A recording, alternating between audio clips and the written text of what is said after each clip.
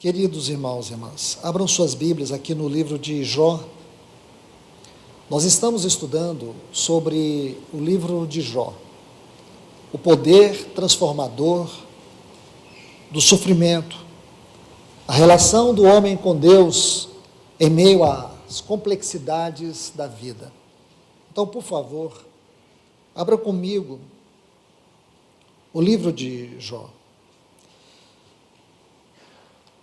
No estudo passado, nós estivemos vendo sobre a faculdade de Deus, como o sofrimento é uma escola, onde Deus nos leva a conhecê-lo, a experimentá-lo. O sofrimento é um meio pelo qual nós podemos conhecer algumas particularidades da face de Deus, onde nós jamais conheceríamos em tempos de normalidade. Por favor, eu quero ler com vocês, primeiro, os versículos 20 a 22 do capítulo 1.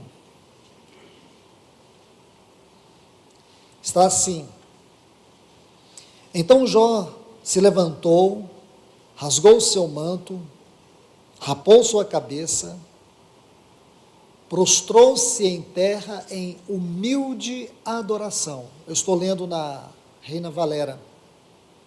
E disse: Desnudo saí do ventre de minha mãe, e desnudo voltarei para lá. O Senhor me deu, e o Senhor me tirou. Seja bendito o nome do Senhor. Pai querido, amado, nós te agradecemos mais uma vez e te pedimos a tua ajuda, a tua intervenção. Pedimos que o Senhor venha mais uma vez falar a nós. Bendito e eterno Pai, revela a tua face na tua palavra, que tu possa, Senhor, de uma maneira gloriosa, se dispensar a nós nesta manhã. Nós te pedimos em nome de Jesus. Amém. Creio que todos aqui sabem, nós também estamos transmitindo para uma boa parte dos nossos irmãos que não estão aqui pelo Zoom. Então, meus cumprimentos também aos irmãos que estão nos assistindo. Amados, esse livro de Jó, ele testemunha para nós duas coisas importantes. Primeiro, a dignidade do sofrimento. Para o cristão, o sofrimento não é uma coisa destruidora, não é uma escola de reprovação. Quando você compreende o sofrimento para o cristão, você sabe que o sofrimento para o cristão é uma coisa distinta. Se por um lado, todos nós sofremos as mesmas dores, como as pessoas ímpias, o que nós precisamos entender é que, diferentemente de um ímpio, nós sabemos que o sofrimento é um instrumento nas mãos de Deus. Nós temos que entender aquilo que está em Romanos capítulo 8. Tudo coopera para o bem, não o nosso bem, para o bem do propósito de Deus. Tudo coopera para o bem do propósito de Deus.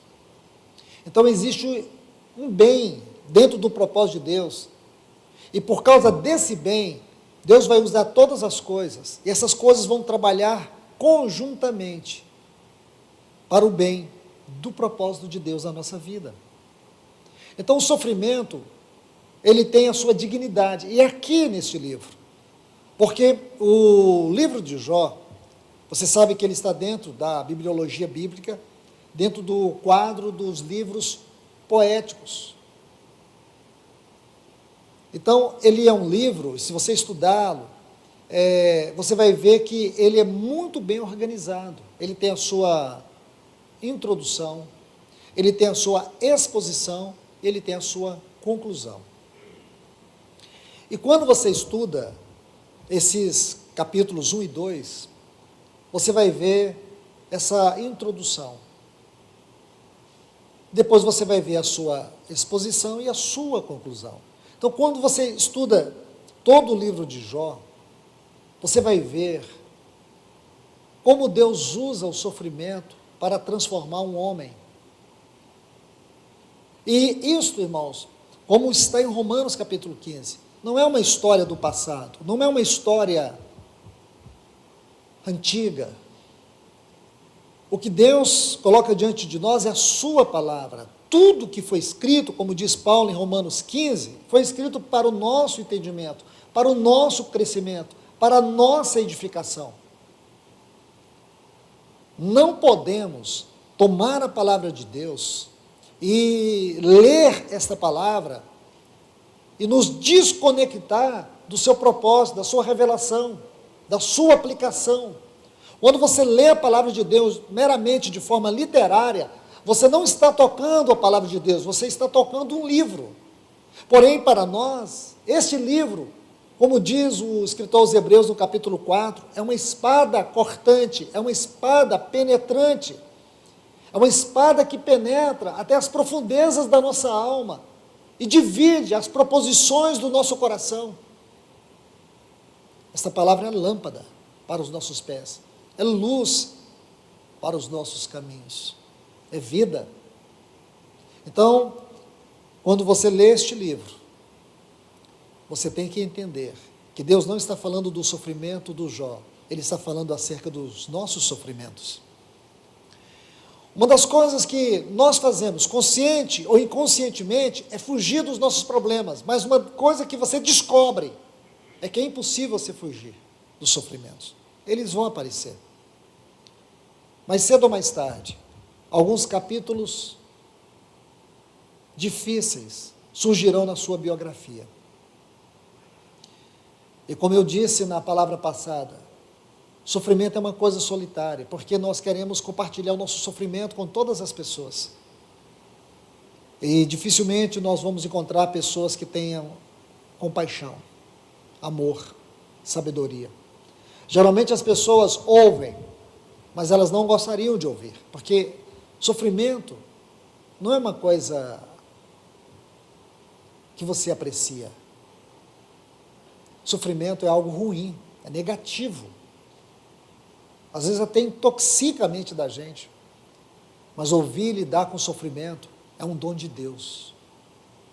Porque se tem algo que Deus entende, é sofrimento. Eu creio que ninguém aqui é capaz de mensurar o sofrimento que Deus suportou quando Ele viu seu filho cravado lá na cruz do Calvário. Não apenas o sofrimento da morte do seu filho, mas o sofrimento da rejeição, do desprezo, o sofrimento daqueles que ignoraram, como diz Paulo, em 1 Coríntios capítulo 2, eles estavam matando o autor da vida. Então, imagine tudo isso no coração de Deus. O profeta Isaías tentou descrever o sofrimento de Deus no capítulo 53 do seu livro. E ali eu creio que está escancarado para nós o próprio coração de Deus. Porque o sofrimento de Deus não era simplesmente o fato do seu filho ser rejeitado, desprezado, crucificado lá na cruz do Calvário. É que o sofrimento de Deus envolvia também os nossos pecados. Porque havia um conflito dentro de Deus entre a sua ira e o seu amor, em nos condenar e nos perdoar. E perdoar é doar a si mesmo, numa totalidade em função do outro. O que significa? Aquele que perdoa é aquele que doa. Ele doa para ele receber sobre si o sofrimento que o outro causou. Perdoar não é ignorar o que o outro fez, é tomar toda a dor que o outro fez e colocar sobre os seus ombros. É daí que vem a palavra misericórdia, misereu e cardio, colocar as misérias do outro sobre o seu próprio coração. Então, meus irmãos, Deus sabe o que é sofrimento, Deus sabe o que é dor, nosso Senhor Jesus sabe. Se tem uma pessoa que sabe o que é sofrimento, é o nosso Senhor. Toda a sua vida foi marcada por sofrimento, por rejeição, por dificuldades, desde o seu nascimento até a sua morte. Porque quando ele nasceu, não tinha um lugar apropriado para ele. Ele nasceu num curral, numa manjedoura. Toda a sua vida, mesmo aqueles 30 anos de silêncio, foi de trabalho. Pouco sabemos, mas o que sabemos é que ele foi aquele filho obediente aos seus pais terrenos. Porém, quando ele vai ao batismo, ele passa pelas águas do Jordão e ele entra no deserto, ali começa a sua senda de sofrimento. A rejeição, as oposições, as acusações, as críticas, toda forma de sofrimento. Por isso que o escritor aos Hebreus chega a dizer que ele foi tentado em todas as coisas, porém, sem pecado. Então ele não só sofreu tribulações, no sentido de aflições, ele também sofreu tentações, em todas as suas esferas. Falo isso, meus irmãos e irmãs, para que vocês entendam que eu não estou fazendo nenhuma apologia positiva sobre sofrimento, mas levar cada um de nós a entender o sofrimento, porque talvez hoje você esteja no barco da sua vida, em águas calmas, mas de repente virá tempestade. E aí? Qual é o lugar que Jesus ocupa no teu barco? É isso que nós temos que estudar. Não é um assunto fácil, mas nós precisamos estudar. Nesses últimos meses, tanto aqui como em outros lugares, eu estou convivendo com irmãos e irmãs que estão passando sofrimentos profundos. Sofrimentos que vocês nem queiram saber. Meus irmãos, e o povo de Deus sofre. Então, para mim, seria melhor pregar uma mensagem, essa teologia da prosperidade, essa teologia que nega o sofrimento, essa teologia de causa e efeito, que é a teologia dos amigos de Jó. Essa teologia onde eu coloco as pessoas numa condição de pedintes. Faça isso que Deus vai mudar a sua causa, faça aquilo que Deus vai te dar aquilo outro. Você quer restaurar o seu casamento? Então vamos fazer uma campanha. Começar a criar esse modelo medíocre, maligno de evangelho. E não mostrar para as pessoas o caminho do sofrimento. Mostrar a misericórdia, os cuidados de Deus. Mostrar os valores dos fatos eternos.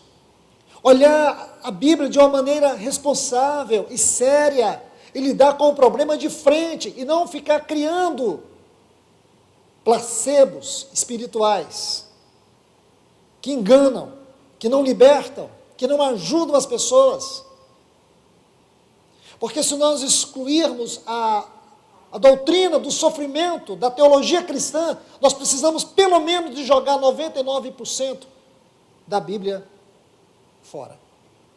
Porque a Bíblia, ela é de capa a capa uma história de homens e mulheres que sofreram. É o que nós chamamos de caminho da cruz. Um dos assuntos mais importantes do ministério do nosso Senhor Jesus quando esteve aqui. Então, primeiro, essa dignidade do sofrimento. É isso que nós vamos encontrar no estudo do livro de Jó. E segundo, que é o ponto mais elevado, a presença de Deus em nossa dor.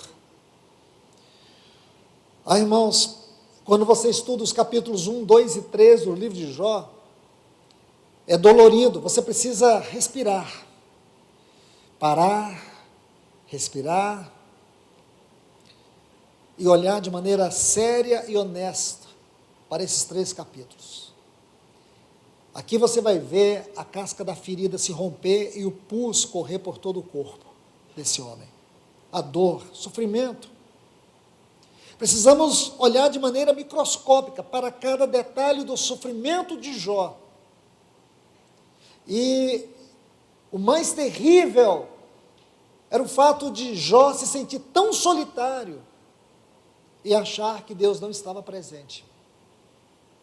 Porque ele demonstra sua piedade, ele demonstra sua coragem, ele demonstra sua devoção.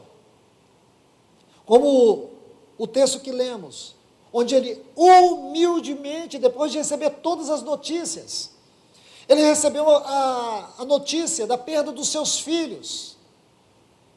Eram 7 homens e 3 mulheres. Ele perdeu seus filhos. Depois da notícia que ele havia perdido todos os seus bens, foi uma notícia atrás da outra. As notícias vieram a galope. E agora o Jó absorve todas essas tragédias, e a sua única atitude foi, humildemente, adorar. Humildemente, prostrar e adorar. Aí depois entra o capítulo 2, e os sofrimentos continuam. Aqui nós vamos ver o sofrimento do Jó na sua carne.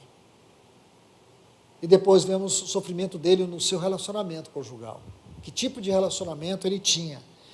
Vamos observar com detalhe. Primeiro, olhemos o capítulo 1, capítulo 1. Eu quero tomar um texto aqui só, para a gente abordar todo esse capítulo 1. Versículo 9. Está assim: então respondeu Satanás ao Senhor: porventura, Jó, debalde, teme a Deus? Está vendo aí, versículo 9? Respondeu Satanás ao Senhor: por acaso, aí está debalde, teme Jó a Deus? Eu tomei esse texto, de maneira pessoal, é claro, acredito que ele seja uma chave para abrirmos este capítulo, como também todo o livro de Jó. Uma das coisas que nós não podemos ignorar, irmãos, isso é fato. Observe bem.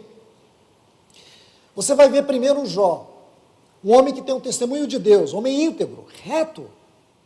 Outro ponto que você vai ver no versículo 5. Ele era um homem que se colocava diante de Deus pela sua casa. Ele tinha um papel sacerdotal pela sua casa. Jó era um modelo de pai, embora seus filhos fossem perversos, mas ele era um pai diante de Deus pela sua casa.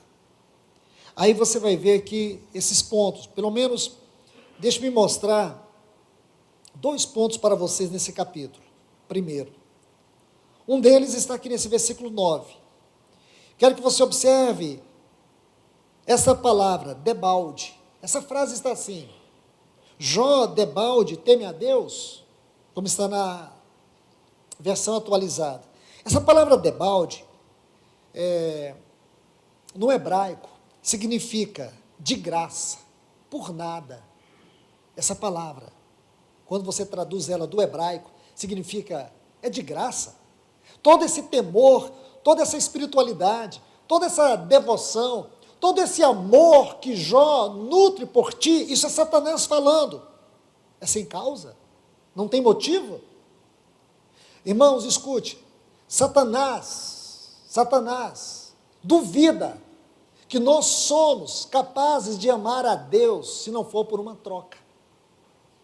E falo para você, irmãos, por mais que ele seja o pai da mentira, este é um fato que se evidencia muito, porque você quer conhecer a espiritualidade de uma pessoa, veja o sofrimento.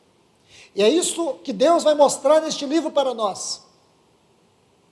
Que a nossa espiritualidade, ela se evidencia na sua grandeza, na sua forma mais elevada, é quando nós sofremos.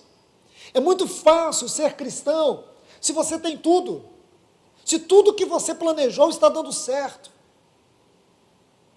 Irmãos e irmãs, se tem uma das coisas mais ridículas que eu já vi os cristãos fazer, é quando vai ocorrer, como agora, essa semana, virada de ano. Aí todo mundo traz o seu caderninho.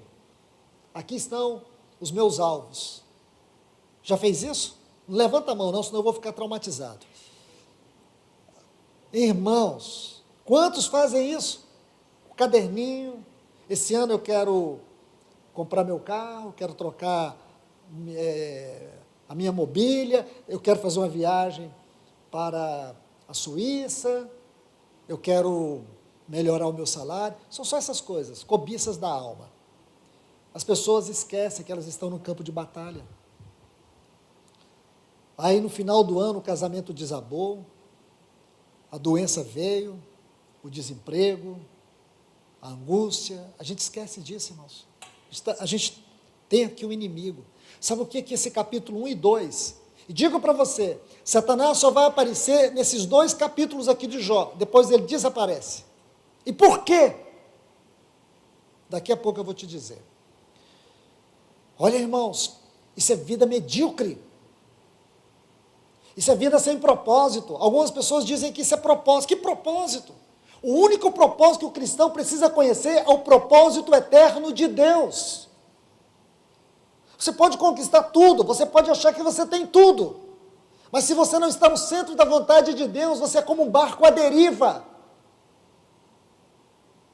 Se não é de Deus o que está acontecendo com você, você está sozinho, ou por que não dizer, Satanás está no controle. Digo mais, pessoas assim procuram viver de aparência, superficialidade. Essas pessoas não estão preparadas para lidar com a complexidade da vida.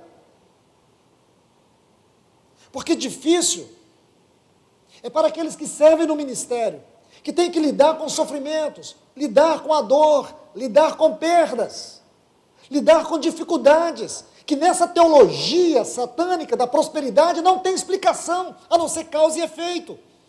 Então como que faz? Para aqueles que estão indo tudo bem, que ganham na loteria, que a vida está indo mil maravilhas, você diz, esses estão muito bem, Deus está com eles. Mas aqueles que estão sofrendo, estão padecendo, têm cicatrizes por todo lado do seu corpo, é pecado. É a teologia de causa e efeito. Isso é pecado, irmãos. Esses, você escraviza da seguinte forma, pelo medo. Você coloca neles o medo. Então, meu irmão e minha irmã, enquanto você não fizer isso para Deus, você vai continuar como está. Aí a pessoa vai dando o carro, vai dando a camisa, vai dando tudo. Chega um dia não tem nada. Mas esses outros, que está indo tudo bem, você escraviza eles pela cobiça. Vai dando o que Deus te dá mais, vai fazendo o que Deus vai fazendo mais. Esse evangelho tem suas origens, sua base no inferno. Isso não é o evangelho de Deus. Esse não é o evangelho que Jesus pregou, esse não é o evangelho dos apóstolos, não é o evangelho dos profetas. Eles distorcem a palavra de Deus para criar um céu virtual, um inferno virtual, um inimigo virtual. Porém eu digo para vocês, o problema é real, o inimigo é real. É isso que o capítulo 1 de Jó vai nos mostrar, que existe um inimigo que ele é real. Jesus disse que ele veio matar, roubar, destruir. Em Efésios, no capítulo 6, a partir do versículo 10, Paulo diz para nós nos fortalecermos no Senhor e na força do seu poder, revestirmos de toda a armadura de Deus. Por quê? Porque não temos que lutar contra carne e sangue, mas contra principados, potestades, dominadores e hostes espirituais da maldade que atuam nas regiões celestiais. Então você consegue entender isso? Existe uma guerra real. Paulo escrevendo em 2 Coríntios, ele vai dizer para nós que as armas, no capítulo 10, que as armas da nossa milícia, elas não são armas carnais, elas são armas espirituais, são armas poderosas em Deus. Então, se você não entende, você passa a ser uma marionete nessa guerra, e não parte de um exército que está passando uma temporada. Nós somos peregrinos. Nós não podemos perder essa condição de peregrinos, de forasteiros. Nosso alvo não é aqui. Colossenses capítulo 3, buscai as coisas do alto. Pensai nas coisas do alto, não nas daqui da terra. Por quê? Porque nossa vida está juntamente, escondida, juntamente com Cristo, em Deus. Então, meus irmãos e irmãs, é isso que esse livro vai mostrar. Aí Satanás está dizendo, Satanás coloca dúvida na espiritualidade de Jó. É em vão? Será que tudo isso é em vão? Será que ele não tem outro motivo? Aí Satanás, de maneira indireta, começa a acusar a Deus. Sabe o que Satanás está querendo dizer aqui? Também, além de colocar dúvida na espiritualidade de Jó, agora Satanás acusa Deus. De quê? De comprar a dignidade de Jó. Ele diz assim para Deus, cercastes ele de bênçãos. Ele não diz isso? Cercastes ele de tudo, Jó tem tudo. Sabe por que Jó te ama? Porque cercastes ele de bênçãos. E o que Deus diz? Então toca em tudo. Toca nos bens, toca nos filhos, toca nos bens, toca na saúde. 3 vezes Satanás interpela Deus. Meus irmãos, como eu disse, o nosso olhar aqui tem que ser profundo, tem que ser minucioso. Nós temos que olhar com cuidado, porque nós precisamos também entender, sim, Satanás, ele é parte do nosso sofrimento.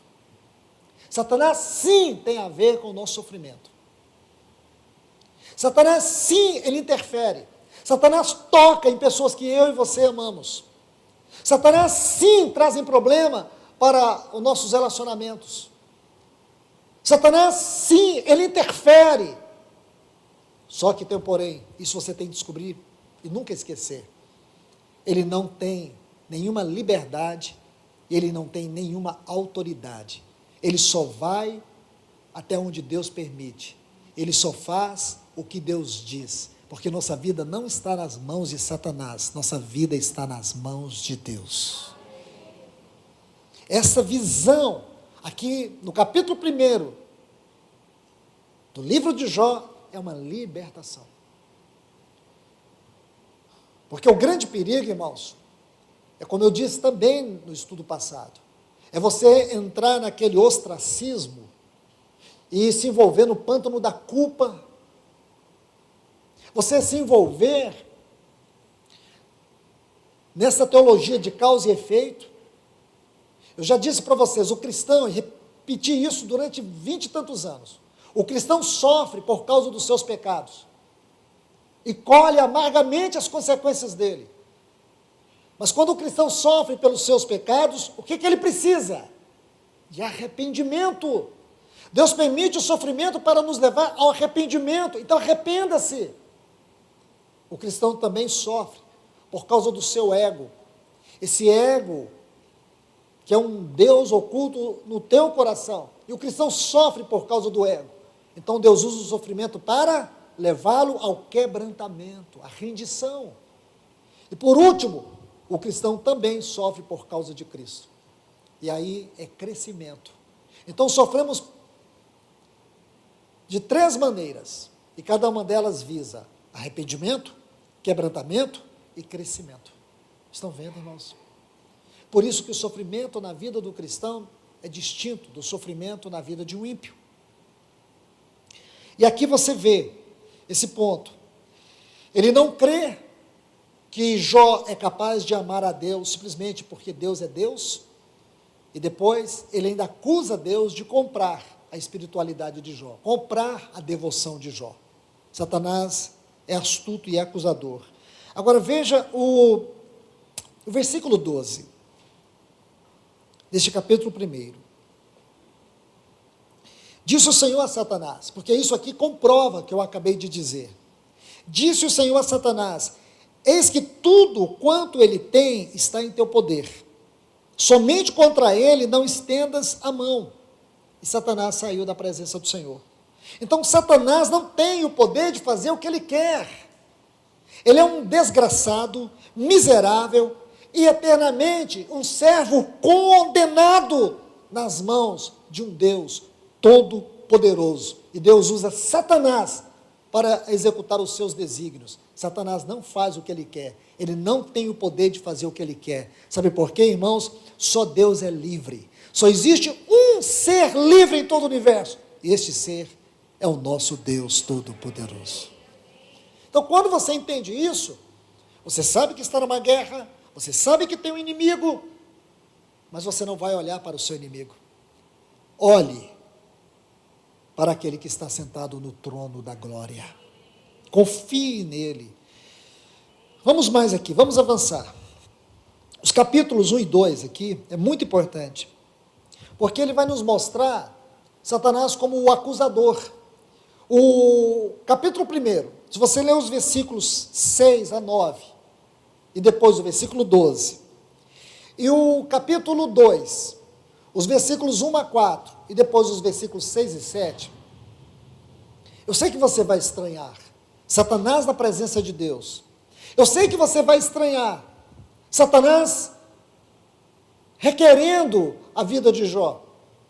Tudo isso é muito estranho, porém isso é escrito para nós de uma maneira poética e de uma maneira profunda. A Bíblia é inspirada por Deus. Deus nos trouxe essa história, habilitou alguém para escrever este livro dessa forma. Assim como Deus disse na sua palavra, haja luz, e tudo se formou. Ele criou os céus e a terra pelo poder da sua palavra. Como disse Paulo a Timóteo, toda a escritura é divinamente soprada por Deus. Este livro foi soprado por Deus. Este livro é um milagre de Deus dado a nós, como toda a palavra de Deus. Então, meus irmãos e irmãs, aqui você vai ver isso. E aqui você descobre também um detalhe a mais sobre Satanás. É que ele é um acusador. Ele é um acusador, ele está diante de Deus. Ou por que não dizer, ele estava. Eu quero te mostrar isso na Bíblia. O que vai nos mostrar aqui no capítulo 1 de Jó, é que Satanás, ele estava na presença de Deus, acusando o servo de Deus. E acusando até mesmo Deus de comprar a piedade do seu servo. Em resumo, Satanás é um maligno acusador. Mas há uma descoberta impressionante, que vai te trazer uma alegria muito grande. Porque a ideia que nós temos aqui, é que Satanás diante de Deus, vivia acusando os servos de Deus. Então possivelmente ele acusava Abraão, ele acusava Moisés, ele acusava Davi. A ideia que eu tenho aqui, é que Satanás cumpria esse papel, ele vivia acusando cada um dos servos de Deus, acusando os profetas, Isaías, Jeremias, Ezequiel, Daniel, Malaquias, ele vivia acusando todos os servos de Deus diante de Deus. Agora, abra sua Bíblia, e veja Apocalipse capítulo 12 e o versículo 10. Observe que coisa linda. Eu quero ler com muito cuidado esse texto. Há uma versão, eu vou ler numa versão onde ela precisa ser corrigida. Está assim na atualizada. Apocalipse 12, 10. Então ouvi grande voz.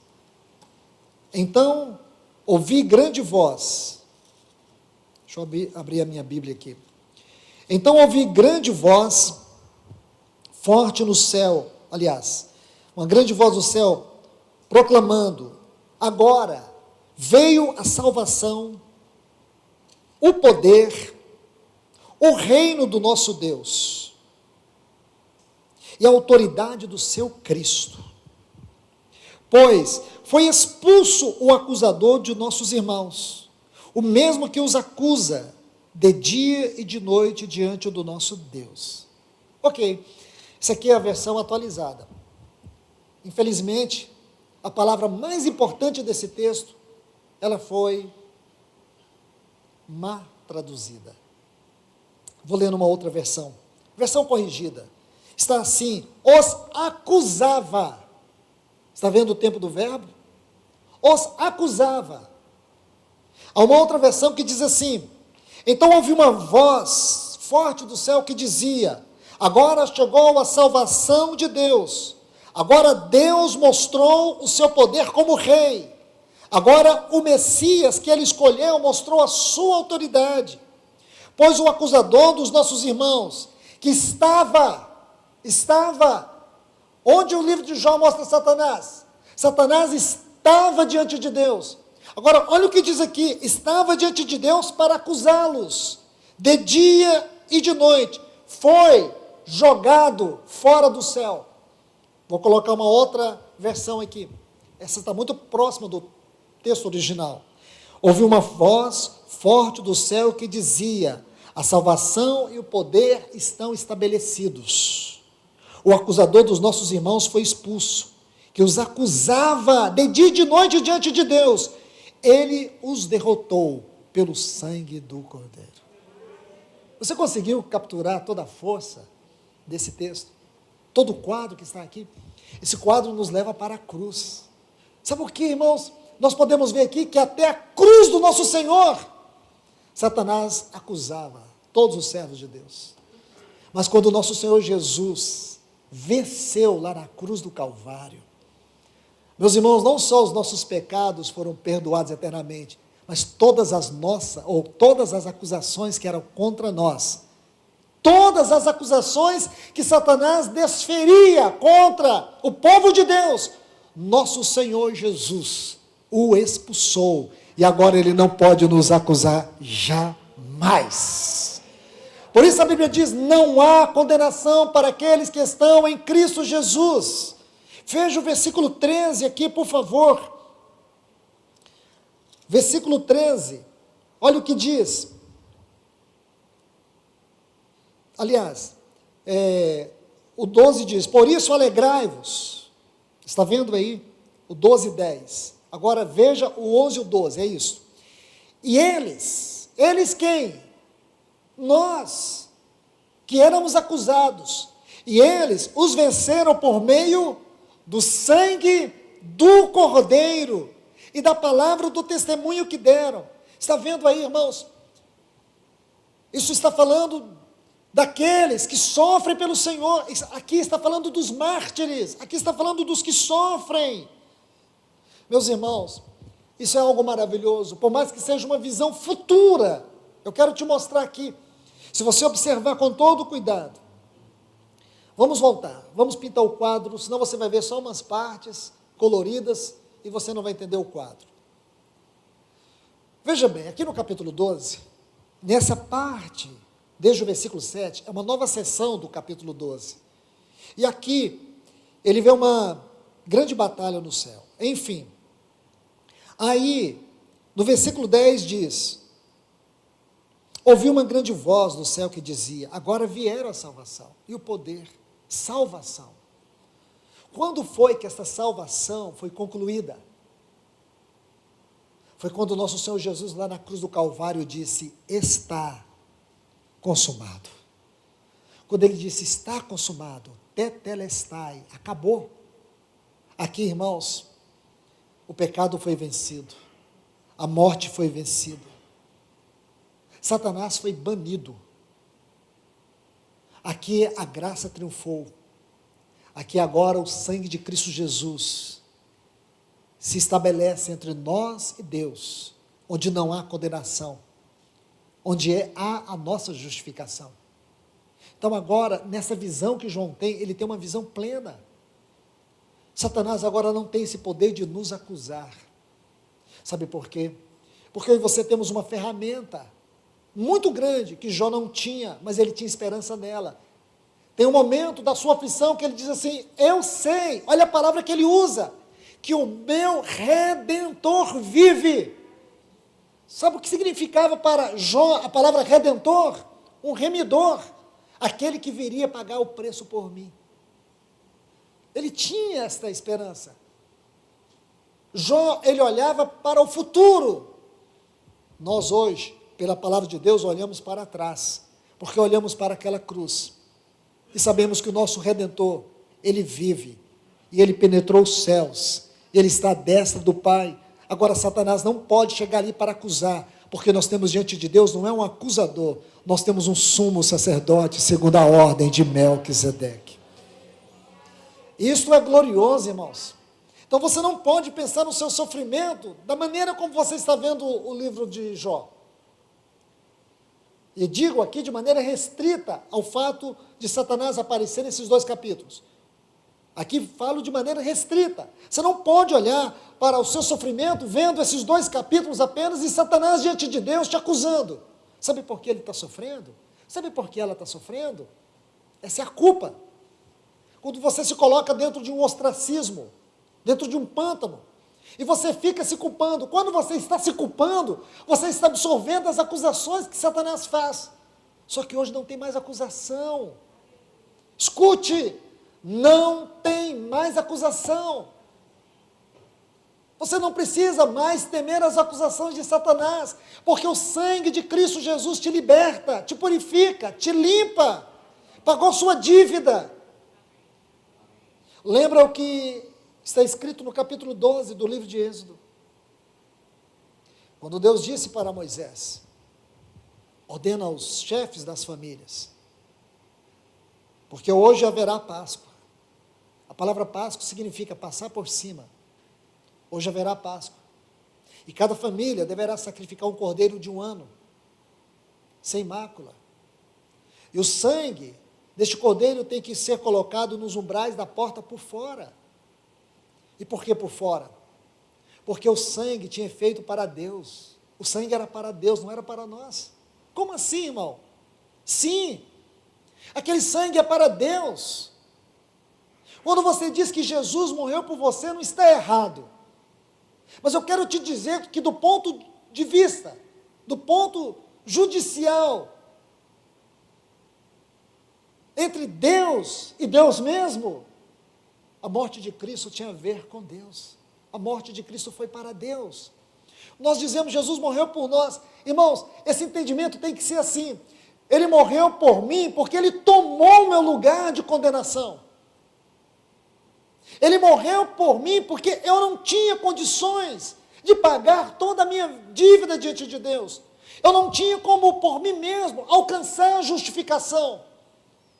Mas Ele não morreu apenas por mim, para me trazer a justificação. Ele morreu por mim, para me dar a filiação.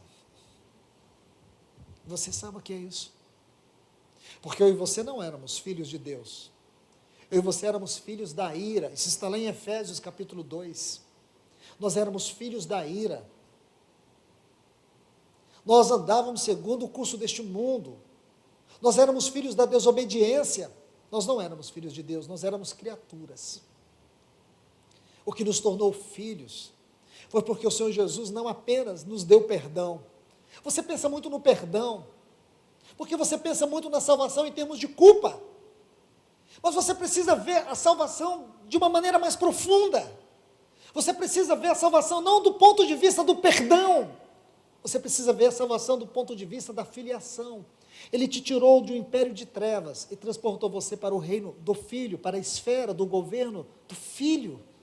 Ele não te perdoou para você ser uma alma perdoada. Ele te perdoou para você ser um filho de Deus.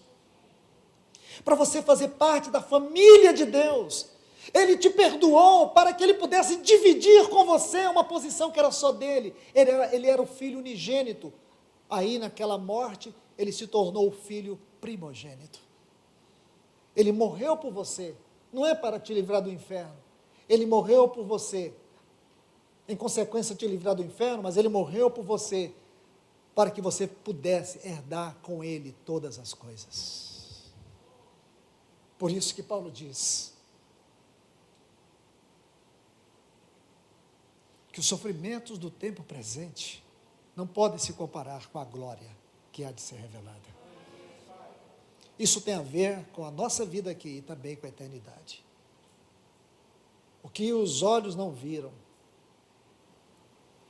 o que os nossos ouvidos jamais ouviram, é o que Deus tem preparado para aqueles que o amam. Então você consegue entender? Você consegue ver tudo isso? O lugar que Satanás ocupa, e o lugar que ele ocupava um lugar onde ele tinha preeminência. O quadro que eu consigo enxergar nesse capítulo 1 é que Satanás tinha uma ousadia de chegar à presença de Deus e acusar os servos de Deus. Mas depois, irmãos, como disse Davi, levantai, ó portas, as vossas cabeças. Levantai-vos a entrada eterna, para que entre o Rei da Glória. Quem é este Rei da Glória? É o Senhor forte e poderoso. Ele é o Rei da Glória. Como Paulo escreveu em Efésios capítulo 1, versículo 19, e qual a suprema grandeza do seu poder para conosco, segundo a eficácia da força do seu poder que exerceu em Cristo, ressuscitando dentre os mortos, fazendo assentar acima de todos os céus, acima de todo principado, potestade, de todo nome que se possa referir, e não só neste século, mas também no vindouro, e para ser o cabeça sobre todas as coisas, o deu à igreja. Ele o deu a nós, a qual é o seu corpo. Nosso Senhor Jesus, ele aparece aos discípulos, naquelas 10 aparições após a ressurreição. Numa delas ele aparece aos discípulos e diz assim: é-me dado todo o poder nos céus e na terra. Todo o poder. Quanto poder que sobrou para o diabo. Isto é, irmãos, a ideia que eu tenho é que até a cruz, Satanás ainda tinha um poder. Qual? O poder da acusação. Mas agora o Senhor Jesus diz, todo o poder. Ele não tem mais nada, não sobrou nada para o diabo. Ele só faz aquilo que Deus permite. Ele só faz aquilo que Deus designa.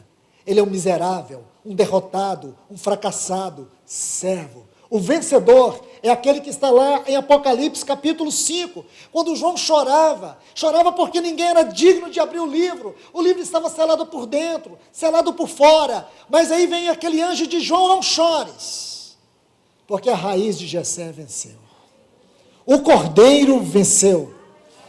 Então nós podemos adorar nessa noite, nessa manhã, o Cordeiro de Deus venceu. Então nós temos que ter paz, nós temos que ter alegria.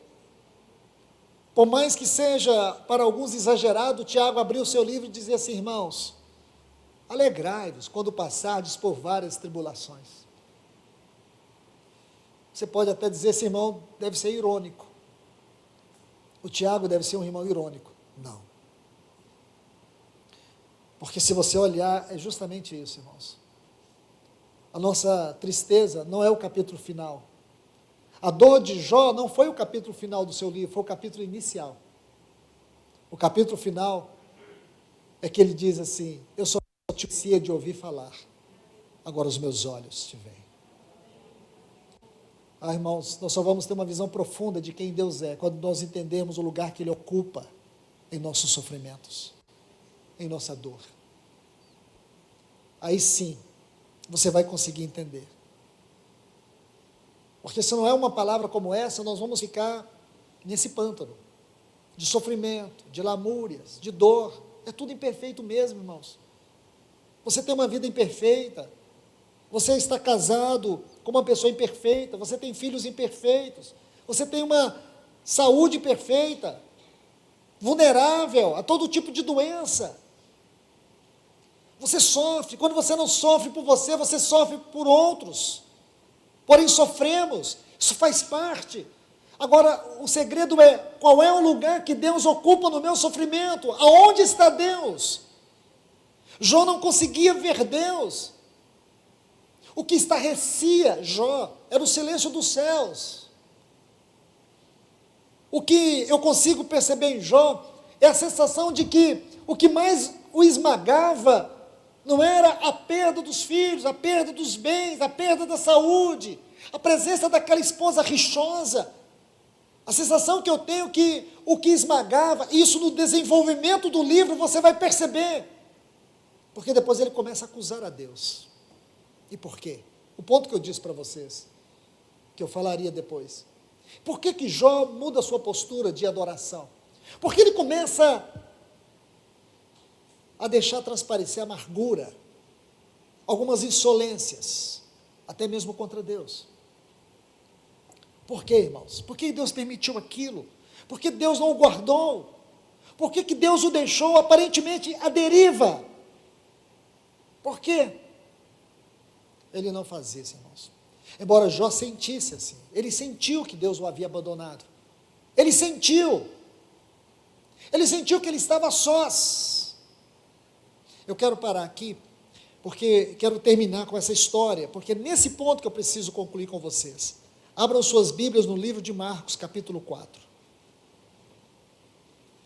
A resposta está nessa história que eu vou lhes contar. A partir do versículo 35 diz, Marcos capítulo 4, a partir do versículo 35. No mesmo dia, ao entardecer, disse-lhes, passemos para o outro lado. E eles deixaram a multidão, levaram-no consigo no barco, e assim como estava, havia outros barcos com ele. Nisso levantou uma grande tempestade, e as ondas invadiram o barco, de tal maneira que ele já estava enchendo. O Senhor Jesus estava na popa, dormindo sobre uma almofada. Então acordaram-no e disseram-lhe, mestre, não te importa que pereçamos? Ele se levantou e repreendeu o vento e disse ao mar, cala-te, aquieta-te. Então o vento se aquietou e houve grande bonança. Jesus lhes disse, por que sois tão medrosos? Como é que não tendes fé?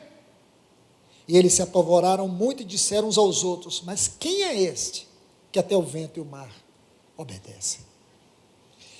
Meus irmãos, aqui está a resposta que eu quero lhes dar. Qual é o lugar que Deus ocupa? Quando nós passamos por tempestades, quando se levanta um vento contra a sua vida, e às vezes é tão demorado esse vento, essa tempestade, às vezes é uma tempestade que você tem a sensação que ela nunca vai findar, a sensação de medo, de pavor, de insegurança, toma o seu coração, e nisso você sente a sua fé virar um pó, você não tem saída, e você acha que contando os seus problemas para todo mundo, vai resolver, e não resolve. Aqui está, irmãos, Jesus diz para os discípulos, passemos para o outro lado, e o que ele foi fazer? Ele foi dormir, ele estava dormindo, numa almofada, o vento se levanta, a tempestade muito forte, começa a tomar o barco, os discípulos, o que seria natural, Jesus dormindo, os discípulos acordados, e os discípulos se desesperam, e o que eles fazem? Eles vão clamar, eles vão ao Senhor, e eles dizem, Senhor, não te importa que pereçamos. Irmãos, eu não sei se eu encontro uma outra passagem com tantas lições como as que temos nessa história. É impossível esgotar todas as lições numa reunião como esta. Eu vou lhes mostrar algumas. A primeira tem a ver com a certeza, com a confiança. Você confia em Deus mesmo? Você confia em Deus? Diz para você, responde para você. Para mim não adianta você responder. Como não adianta eu responder para você se eu confio em Deus? Você tem certeza mesmo? Você tem certeza que aquele que começou a boa obra em você, ele vai concluir até o dia final? Você tem certeza que ele vai salvar a sua casa? Você tem certeza, como está lá no capítulo 16 de Atos, crê no Senhor Jesus, ele vai salvar a sua casa? Você tem certeza que assim como Deus livrou Ló em Sodoma e Gomorra, por amor a Abraão, Deus vai salvar os seus filhos, vai salvar o seu cônjuge, por amor a você? Você tem certeza? Você tem certeza mesmo? Que tudo está cooperando para o bem da formação do caráter de Cristo na tua vida? Você tem certeza? Porque Jesus deu uma palavra assim para os discípulos, nós vamos chegar do outro lado, ou não deu?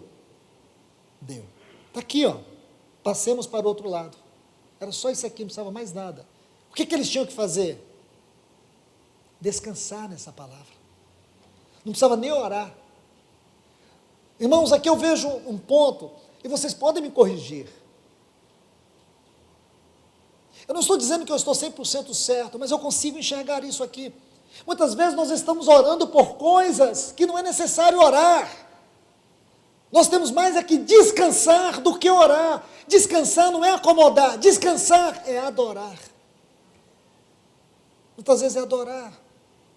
É dizer, Deus, obrigado. Obrigado. Eu sei que essa doença, eu sei que esse mal, eu sei que essa tribulação, eu sei que tudo isso está nas tuas mãos. E o Senhor vai triunfar. Eu verei a tua face, formada na minha face. É isso. Porque os discípulos acordam Jesus, aqui é uma forma de orar, eles foram, como nós fazemos com Deus. Eu falo de mim, eu gasto boa parte da minha oração, ou a maior parte delas, mais orando do que confiando, do que adorando, do que descansando. É natural a nós. E é justamente isso que você vê aqui. Os discípulos interromperam o sono do Senhor.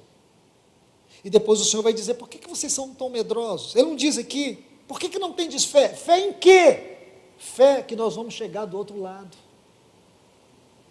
Não importa a tempestade, é necessário passar pela tempestade para chegar do outro lado. Mas a certeza é, Deus está presente na minha dor. Deus está presente no teu sofrimento, minha irmã e meu irmão. Ele está. Pode parecer que ele está dormindo, não, ele está no controle. Veja que ele quando levanta, ele diz para o vento, aquieta-te. O que é isso, irmãos? É a voz daquele que criou todas as coisas. É a criatura obedecendo ao seu Senhor. É este. Quando eles fazem essa pergunta, quem é este? Que até o vento e o mar lhe obedecem. É o Criador. Aquele que sem ele, nada do que foi feito se fez. Porque é dele, por ele, para ele, todas as coisas. Ele não é só o Criador, como diz Hebreus capítulo 1, ele é o sustentador de todas as coisas. Consegue ver? Mas os discípulos interromperam o Senhor. Parece que o Senhor não estava feliz. Por que não estava feliz? Porque eles não creram nessa palavra. Vocês vão chegar do outro lado. Meu irmão e minha irmã, nós chegaremos do outro lado. Assim como Ele é, nós o veremos. Ele enxugará dos nossos olhos todas as lágrimas. Nós reinaremos com Ele. Nós o desfrutaremos. Então veja, essa é uma das lições.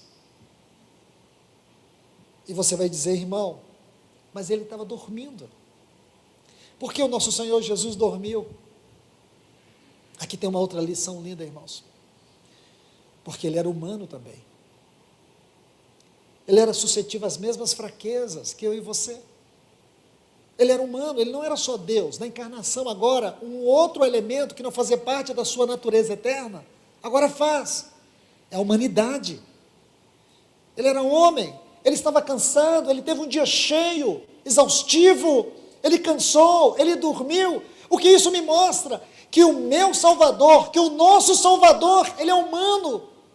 Por isso, irmãos, o escritor aos Hebreus abre para nós essa história de uma maneira tão linda. Veja, Hebreus capítulo 2.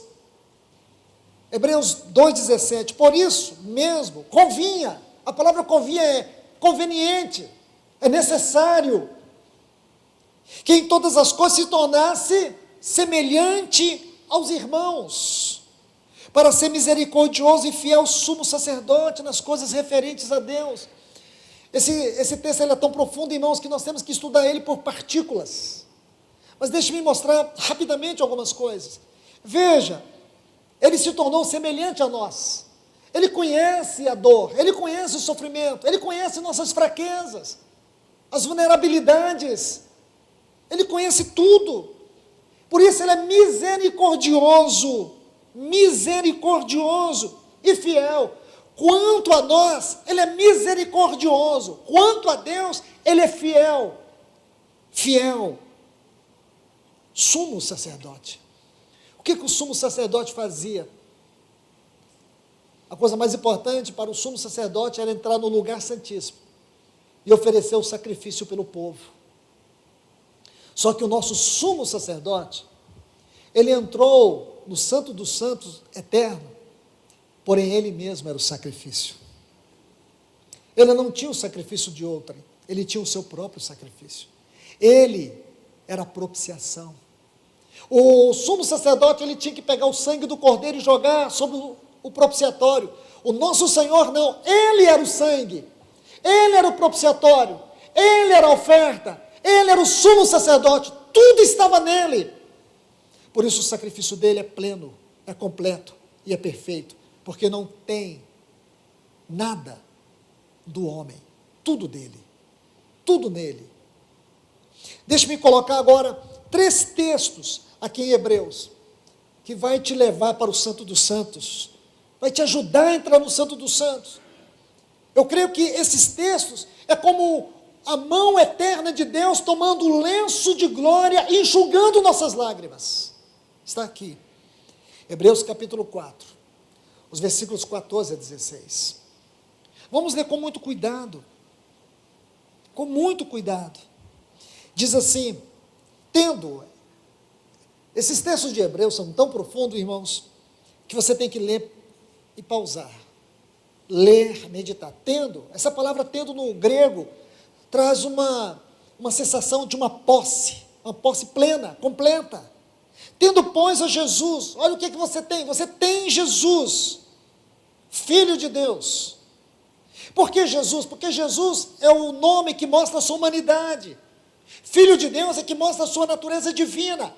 Tendo alguém que é tanto Deus como homem, tendo Jesus, o Filho de Deus, essa introdução é esplêndida. Tendo alguém, um sumo sacerdote que é Deus e que é homem, que diz para o mar, aquieta-te, mas também que dorme como homem.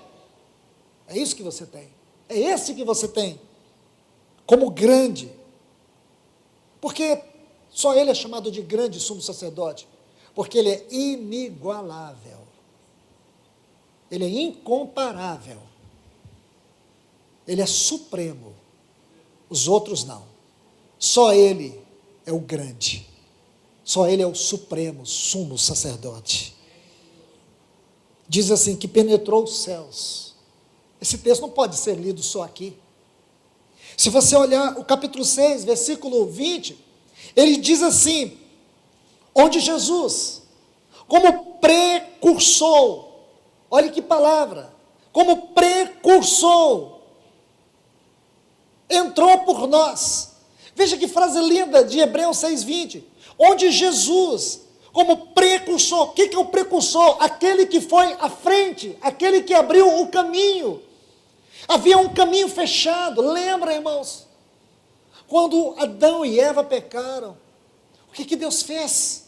Deus fechou o caminho da árvore da vida, colocou uma espada inflamada, ninguém pode penetrar, ninguém podia chegar diante de Deus. O sumo sacerdote, ele chegava diante de Deus, mas ele tinha que preparar durante um ano, o sumo sacerdote tinha que preparar a sua vida, porque no dia da expiação, ele entrava no lugar santíssimo, do santuário, do tabernáculo, um ano, só ele, com uma oferta, ninguém mais podia entrar.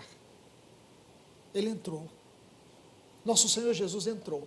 Só que o escritor aos Hebreus coloca uma palavra, irmãos, que essa palavra tem que ter para mim e para você um sabor de glória. Precursor. Ele foi à nossa frente. Aí ele vai explicar essa palavra nesse versículo 20. Ele vai dizer assim, sabe o que é o precursor? É aquele que entrou por nós. Aí ele vai alargar essa revelação no capítulo 10, versículo 19. Tendo, pois, intrepidez para entrar no Santo dos Santos, pelo vivo e novo caminho que ele nos abriu, mediante a sua carne, mediante o seu sangue. Ah, meus irmãos e irmãs, nós temos que olhar para isso com muita reverência. Você consegue ver isso aqui? Então vamos continuar a leitura. Ele entrou nos céus. Aí ele diz, conservemos firme a nossa confissão, O que significa confissão aqui? Essa firme confissão. É a convicção, é o falar o mesmo que. A tradução dessa palavra é falar o mesmo que. Falar o mesmo que. Falar o mesmo aquilo que a Bíblia diz. Aquilo que está em Efésios 2,6. Que ele nos tirou do império de trevas, que está em Colossenses, mas lá em Efésios 2,6 vai dizer assim: e nos fez assentar com Cristo nos lugares celestiais. A tradução dessa frase do grego para o português é: lugares onde os privilégios do reino já estão sendo experimentados por aqueles que estão em Cristo Jesus. Estão vendo aqui? Aí o versículo 15. Pois não temos um sumo sacerdote que não possa compadecer-se das nossas enfermidades. Essa palavra enfermidades no texto grego significa debilidades, fraquezas. Tudo isso, irmãos, está incluído. Mas, que tendo sido tentado em todas as coisas, como nós somos tentados, como nós somos atribulados, como nós somos afrontados, ele foi tentado em todas as coisas, a nossa semelhança. Porém, tem uma frase aqui, irmãos, que ela precisa realçar diante de nós: sem pecado. Diferentemente de nós, irmãos, ele não teve pecado. Ele se fez pecado, mas ele não cometeu nenhum pecado. Ele se fez pecado para poder tomar o meu e o teu lugar na cruz, mas nele não havia pecado dele. Os nossos foram colocados sobre ele. Ele os carregou todos. Ele os perdoou todos e os perdoou para sempre. Aí você consegue entender? Aí o que esse autor diz? Olha o versículo 16: acheguemo-nos. Sabe o que significa isso? Corra com liberdade, levante a cabeça, não olhe para o pântano da sua culpa, dos seus pecados, acheguemo-nos. Olha o que diz: confiadamente. Por quê? Você pode chegar confiadamente em quem? E no quê? Naquele que foi o precursor, que já passou essa estrada, já foi à nossa frente. Ele foi sem pecado. Ele sofreu a nossa semelhança em todas as áreas da sua vida, mas o pecado não venceu. Satanás não tinha poder de acusar. Ele chega a dizer assim: aí vem o príncipe deste mundo, ele não tem nada contra mim, não tem nada em mim, eu não carrego nada que ele possa acusar. Por isso o autor Lucas, escrevendo Atos, ele diz assim, escrevendo a pregação de Pedro, quando Pedro diz: Jesus, varão aprovado por Deus. Ele foi um homem aprovado por Deus. Só teve um homem aprovado por Deus. Quem? Este homem. Aqui está falando de um homem, não está falando de um Deus. Ele era Deus, mas aqui está falando do seu lado humano, incorruptível, sem pecado, sem mácula, sem nenhuma condenação, sem nenhuma acusação. Por isso, irmãos, quando ele entra na morte, eu falo isso com muito cuidado, porque ele entrou na morte. Não foi a morte que entrou nele, ele entrou na morte. Ele destruiu todos os grilhões da morte. Ele vai até as profundezas do abismo e prega o evangelho. E depois que ele prega o evangelho lá nas profundezas do abismo, ele vai diante de Satanás, toma chaves da morte e do inferno. E ele ressuscita e diz: é-me dado todo o poder nos céus e na terra. Este é o nosso sumo sacerdote. Esse que entrou, aí diz: acheguemo-nos confiadamente ao trono da graça. Existe esse trono da graça lá no céu? Mais um trono? Não. Só existe um trono. Para nós ele é o trono da graça. Para o mundo é o trono do juízo. Porque para mim e para você, esse trono é da graça, porque até esse trono nós podemos chegar. O mundo nunca chegará nesse trono, mas será dele que proferirá o Senhor a sentença de condenação. O que é o trono de condenação para o mundo, para nós é o trono da graça. E nós podemos chegar a esse trono da graça. Glórias a Deus. Glórias a Deus. E aí o escritor aos Hebreus, ele vai dizer no capítulo 7 e o versículo 26: Com efeito, nos convinha um sumo sacerdote como esse, santo, inculpável, sem mácula, separado dos pecadores. Aí ele diz, feito mais alto do que todo o universo. Imagina um sumo sacerdote que ele é maior do que todo o universo. Ele diz assim, mais alto do que os céus. É esse, meu irmão e minha irmã.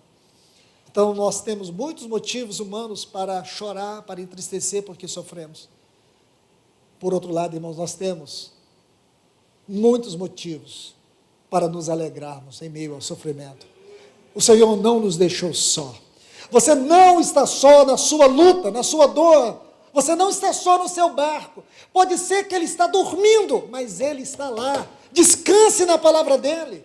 Descanse nesses textos. Descanse nessas verdades. Porque o Senhor, ele vai se levantar. Jó disse, eu sei que o meu Redentor vive. E eu sei que ele vai se levantar. Quando ele se levantou, o que ele disse? Mar, aquieta-te. Então, meus irmãos e irmãs, essa é a palavra que Deus tem para nós hoje. Que o Senhor nos ajude. Que o Senhor nos conforte, nos encoraje com a sua palavra. Que essa palavra seja uma palavra de vida para mim e para você. Que Deus os abençoe. Senhor, nós te adoramos. Nós te agradecemos. Pai, nós te bendizemos. Obrigado por esta manhã, Senhor. Obrigado pela tua palavra. Obrigado por nos levar a ver e a ouvir. De maneira tão especial esta palavra, tão confortadora, tão consoladora. Ajuda-nos, Senhor. Renove a nossa fé nesta manhã, Senhor. Abra os nossos olhos, Senhor. Queremos te ver, queremos te contemplar. Porque nós temos colocado os nossos olhos nos nossos sofrimentos, na nossa dor, nas nossas lutas. Ajuda-nos a colocar os nossos olhos nesse sumo sacerdote sentado no trono de glória. Este que é sumo sacerdote, mas que também é rei. Ajuda-nos. Nós te pedimos em nome do teu Filho Jesus. Ajuda-nos.